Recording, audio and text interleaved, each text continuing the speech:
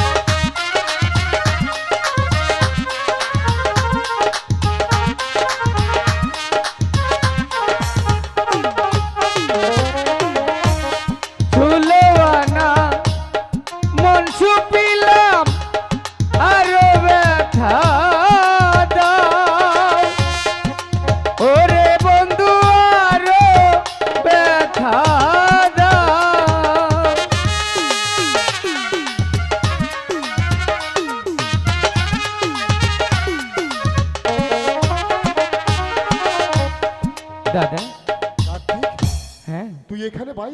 কেন তুই দেখেছিস মাথার উপরে কত রোদ্র উঠেছে আজকে? দাদা? কার্তিক, ওই ভগবান আমার মাথাটাতে যা দিয়ে বানিয়েছে ঠিক তোমার মাথাটাও তাই দিয়ে বানিয়েছে। তুই যে সইতে পারবি না ভাই, তাই কি বলছি তুই বাড়ি চলে যা, আমি কিছুক্ষণ পর চলে আসছি বাড়িতে। দাদা কার্তিক, তোমার মতো দাদা যেন প্রত্যেকটা ঘরে হয়, তোমার মতো দাদা যেন প্রত্যেকটা বাইরে হয়। কার্তিক, হ্যাঁ দাদা, কি বলতে চাস তুই? তুমি সারা জীবন আমার জন্য ঘরে এখনো বৌদি আনোনি, শুধু আমার চিন্তা করেছো আর মায়ের চিন্তা করেছো। আমি কি পারি না তোমাদের চিন্তা করতে? কার্তিক, তোর কষ্ট যে আমি সইতে পারবো না ভাই। কেন দাদা? তাই বলছি কি, আমার যত কষ্টই হোক না কেন, তুই কি ভুলে গেছিস বাবার দেওয়া কথা, তোকে যে লেখাপড়া করতে হবে? দাদা কার্তিক, আমি লেখাপড়া করে বিদ্যার সাগর হতে চাই না, আমি লেখাপড়া করে আমি মায়ের সেবা করতে চাই। কি বলতে চাস তুই? অনেক শিক্ষিত বেকার যুবক ঘুরে বেড়াচ্ছে, আজ যদি আমাদের মা না থাকে তাহলে আমি লেখাপড়া করে কি করব তুমি বলো? যেই মায়ের চোখের জল মোছার জন্য আমার মতো হতভাগা সন্তান বেঁচে আছে, তবু এক মুঠো খাবার দিতে পারে না। কার্তিক রে, আমি তেমন অপদার্থ নই দাদা, আজ থেকে দুবাই গরু চড়াবো, যা মাইনে পাবো সে মাইনে দিয়ে মায়ের জন্য খাবার নিব। পারবি? পারবি তুই? আমাকে পারতেই হবে দাদা। ঠিক আছে কার্তিক, তুই যদি পারিস, এই বাবার দেওয়া লাঠি আজ থেকে আমি তোর হাতে তুলে দিলাম ভাই, তুই যেন পারিস এই লাঠির সম্মানটুকু রাখতে। ঠিক আছে দাদা, তুমি শুধু আমাকে আশীর্বাদ করো, আমি যেন পারি তোমার মতো গরু চড়াতে দাদা। কার্তিক রে, হ্যাঁ দাদা, আমি যে আই তোর কষ্ট সইতে পারবো না। আজ থেকে আমাদের আর হয়তো কষ্ট থাকবে না দাদা, তাই যেন হয় কার্তিক। ওই ভগবান আমাদের প্রাণে মুখ তুলে তাকাবে, আমার বিশ্বাস দাদা।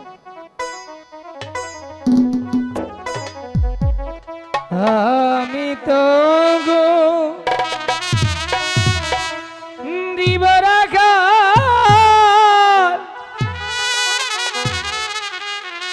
এই না মাঠেই গুরি, বাঁশরি বা যাইয়া পালে গরু বাসুর রাখি রে, আমি তো গো দিব কাল রে।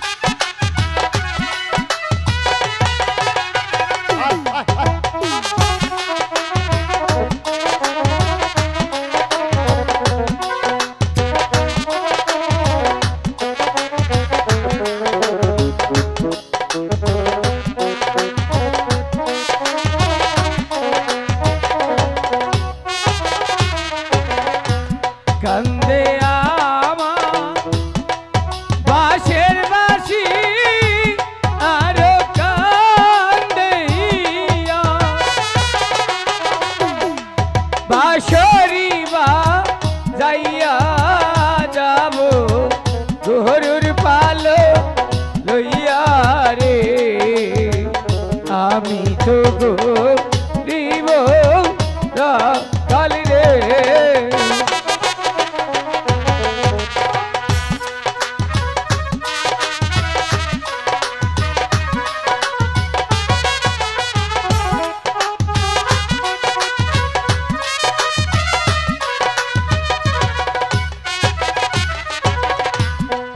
দাদা কার্তিক, দাদা কার্তিক রে, আ- আমি জানতাম তুই তুই এই কষ্ট সইতে পারবি না ভাই। আজ রৌদ্রটা অনেক বেশি তাই না দাদা? কার্তিক, দাদা কার্তিক, আমাকে একটু জল এনে দেবে? এই এই বন জঙ্গলে কোথায় জল পাবো আমি ভাই? আমি জানি না দাদা। কার্তিক, আমাকে যদি জল না দাও তাহলে যে আমি এখানে মরে যাবো দাদা। তুই তুই একটু অপেক্ষা কর, অল্প কিছুক্ষণ পর আমি তোকে নিয়ে বাড়ি চলে যাব। তুই একটু ঘুমা না ভাই। ঠিক আছে দাদা। আমি তোর মাথাটা বলিয়ে দিচ্ছি। হ্যালো, ঠিক আছে। ওরে রাখালের বাচ্চা রাখাল, আমি আসছি তোর সুবের বংশ নির্বংশ করতে।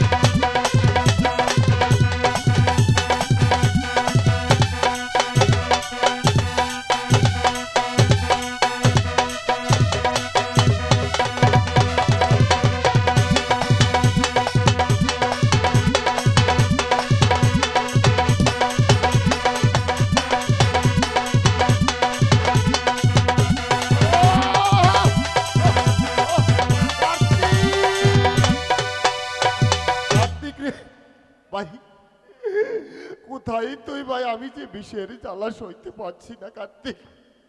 কার্তিক তুই কোথায় রে ভাই? দাদা। আমি যে আর সইতে পারছি না। দাদা আমাকে বাঁচা দাদা। কার্তিক, আমাকে বাঁচা ভাই।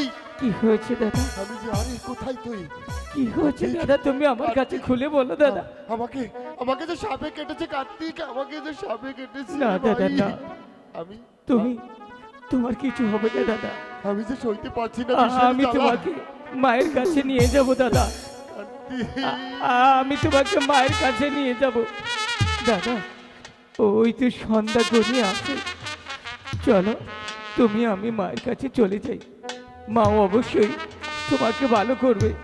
এই পৃথিবীর মধ্যে তুমি আর মা ছাড়া তো আমার আর কেউ নেই গো। আজ যদি তোমাকে সাপে দংশন করে থাকে, আমার মা তোমাকে ভালো করবে। চলো দাদা, আমরা বাড়ি চলে যাই। চলো চলো দাদা। এই দাদা, দাদা গো, বাড়ি যাবে না? মায়ের হাতের খানা খাবে না? মানা তোমার আমার জন্য রান্না করে বসে আছে। দাদা গো, তুমি কি আমার সাথে অভিমান করেছো? তুমি যদি আমার সাথে অভিমান করে থাকো, আমি আর কোনোদিন গরু চড়াতে আসবো না। আমি তো বুঝতে পারিনি যে আমি গরু চড়ালে তুমি অভিমান করবে। চলো দাদা, চলো চলো আমরা বাড়ি। দাদা, এই দাদা, দাদা, আমাকে একা রেখে তুমি চলে যেতে পারো না ভগবান।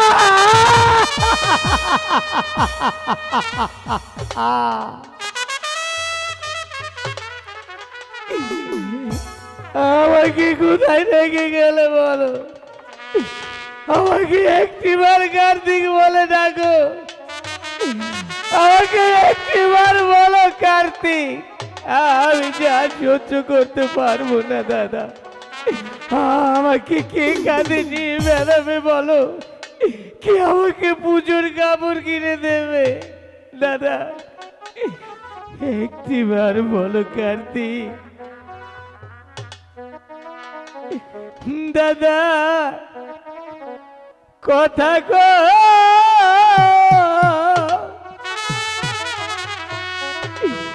দাদা একবার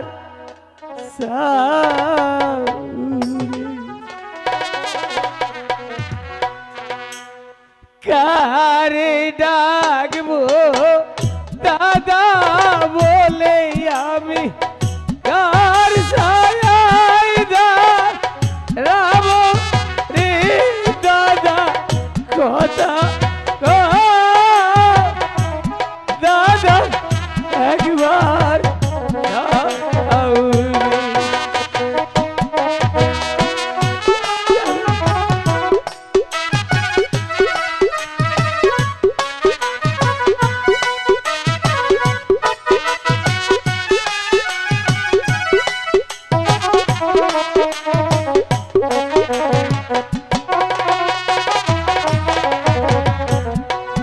সবারই তো সবই আছে গো, আমার কেহ নাই রে দাদা কথা ও, দাদা একবার যাও রে। একটিবার বলো কার্তিক, দাদা আমি কি বলবো মায়ের কাছে বলো।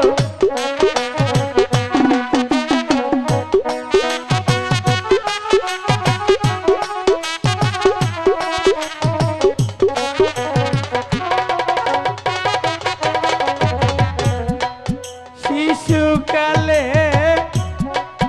পিতা হারা গো, বাজার একর হারা ভাই রে দাদা কথা তো, দাদা একবার যাও রে। ভগবান আমি যে আর কাটতে পারছি না ভগবান, আমাকে এই কোন পরীক্ষা দিলে বলো, আমার দাদাকে তুমি কেড়ে দিলে কেন বলো কেন।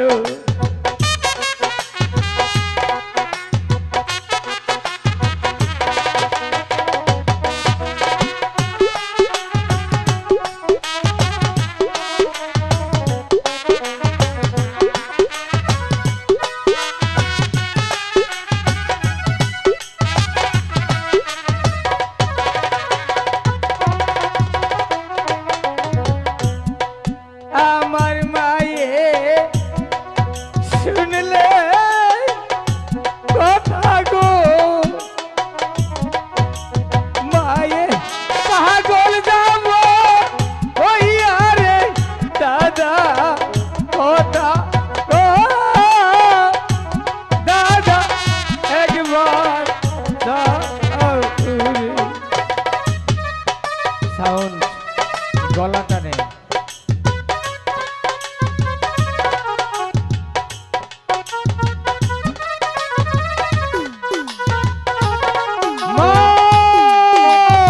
গণেশ! কার্তিক! তোরা কোথায় রে বাবা? আয় বাবা, আমি তোর মা ডাকছি বাবা। মার প্রতিবারে অভিমান করেছিস, আমি তোকে খেতে দিতে পারিনি বুঝি, তাই তুই আমার প্রতি অভিমান করেছিস। কোথা থেকে খেতে দেব? আমার মতন দুঃখিনী তো এই পৃথিবীতে আর একটিও নেই। ভগবান আমার কপালে এত দুঃখ লেগেছিল, আমি মা হয়ে এক মুঠো ভাত আমার সন্তানের মুখে আমি দিতে পারিনি। আমি লোকের বাড়ি কাজ করে কিছু চাউল পেয়েছিলাম, তাই আমি রান্না করে আমার দুই সন্তানের জন্য আমি ভাত নিয়ে এসেছি। বেশ করেছো মা। মাগো, কার্তিক, আজ আর তোমার খাবার মনে হয় আমাদের গলাতে নামবে না মা। কেন বাবা, কি হয়েছে তো? মাগো, আয় এদিকে আয়। আমি সারা জীবন তোমার কাছে বায়না করেছি, ধরেছি। তুমি আমাকে আগে খাইয়ে দাও। হ্যাঁ বলেছি। আর কোনোদিন বলবো না মা। কেন ওই তো চেয়ে দেখো, দাদা শুয়ে আছে। তোর দাদা অভিমান করেছে? হ্যাঁ, অভিমানী করি। ঠিক আছে, আমি ডেকে দেখি তোর দাদাকে। তুমি দেখে দেখো দাদাকে। ডাকছি আমি। মা, ক্ষুধার জ্বালা দেখো দাদা কত সুন্দর করে ঘুমিয়েছে। তুমি মা একবার ডাক দাও না। গণেশ, দাদা, গণেশ, তুই চেয়ে দে, মা তোর জন্য আমার জন্য খাবার নিয়ে এসেছে। দাদা, ওঠ না বাবা, তোরা দুই ভাই মিলে ভাত খাবি। ওঠ বাবা। মা গো, গণেশ, মা, কার্তিক, সন্তানে যদি কথা না বলে মায়ের মনে কষ্ট হয়। তাই অনেক না? কষ্ট হয় বাবা, তোকে জানি। বোঝাতে পারবো না। আমি জানি দাদা আর কোনোদিন তোমার সাথে কথা বলবে না। কেন কথা বলবে না? দাদা তোমাকে আমাকে ছেড়ে চিরদিনের জন্য চলে গিয়েছে।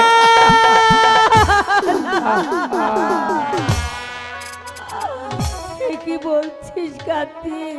হ্যাঁ দাদা, মৃত্যুর সময় আমাকে বলে প্রধানমন্ত্রীর দিয়েছে। আগমন শুভেচ্ছায় স্বাগতম। লাঙ্গুলিয়ার পক্ষ থেকে লাল গোলাপ শুভেচ্ছা। প্রধানমন্ত্রীর আগমন শুভেচ্ছায় স্বাগতম। লাঙ্গুলিয়ার পক্ষ থেকে